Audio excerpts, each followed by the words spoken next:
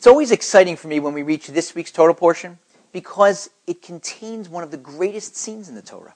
And it features my own personal favorite character in the Torah, Joseph, Yosef. In fact, it's no coincidence that one of my sons is named Yosef. It's been 22 years since Yaakov last saw his beloved son Yosef, and he's been despondent during that time. When I was younger, there was a song that I liked, and it had a line in it, "Some nights when I can't sleep, I still think of you. Of all our promises and all our dreams we shared." That's what Yaakov was going through. But it wasn't some nights, it was every night. Thinking about all those dreams he had had for his son Yosef, whom he was grooming to be one of the future leaders of the Jewish people before Yosef was taken from him. But now, after all this time, after all these years, the brothers are coming back from Egypt, and boy, did they have news for their father.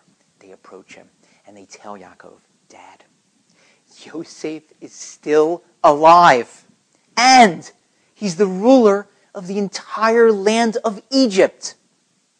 And the Torah tells us in the next passage that Yaakov's heart stood still. His heart fell because he didn't believe them.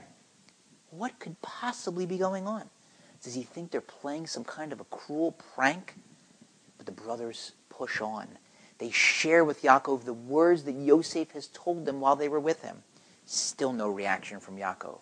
And then Yaakov sees the wagons passing by, the wagons that Yosef has sent for him. And suddenly, the spirit of Yaakov revives. Because he saw some wagons, what's going on? What's going on is that the brothers have brought back not one, but two bits of news for him. They've told him that your son Yosef is still alive. Yosef, that fellow you were grooming to lead the Jewish people, he's still alive. That Torah true Jew. And he's the ruler of the entire land of Egypt, the most decadent society imaginable. Imagine telling a great rabbi nowadays, who's been missing his beloved son for 22 years, not knowing whether he's alive or dead, that his son's alive. Now that alone is cause for joy. And now you start to tell him more detail. And not only is he alive, but he's still a Torah true Jew, holding on to his ideals of Judaism. Unbelievable. Oh, and I have more news for you. He's the manager of the hottest nightclub in Las Vegas. Well, now the rabbi's going to start scratching his head. 1 second.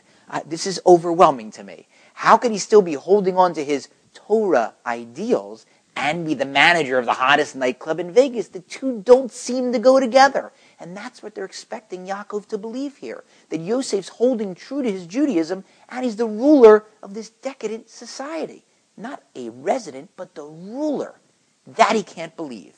And Yosef has anticipated exactly this problem. And so he sent a coded message to his father. He sent him wagons. Wagons in Hebrew are agalos. The root is egel. It's the same root for the word calf and eglah.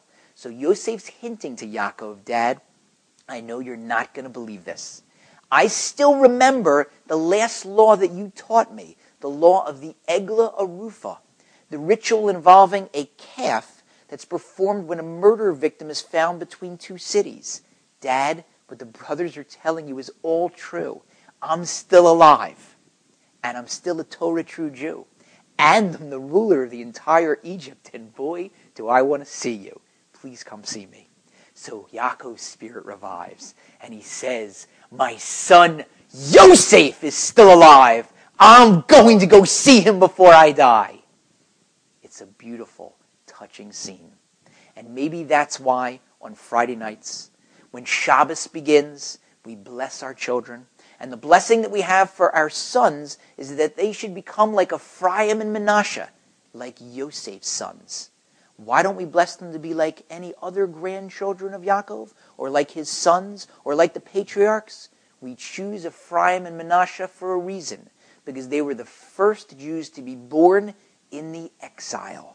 They were the first ones to survive and hold on to their Judaism against all odds. And that's what we wish for our children during this exile, that they make it against all odds and remain true to their Judaism.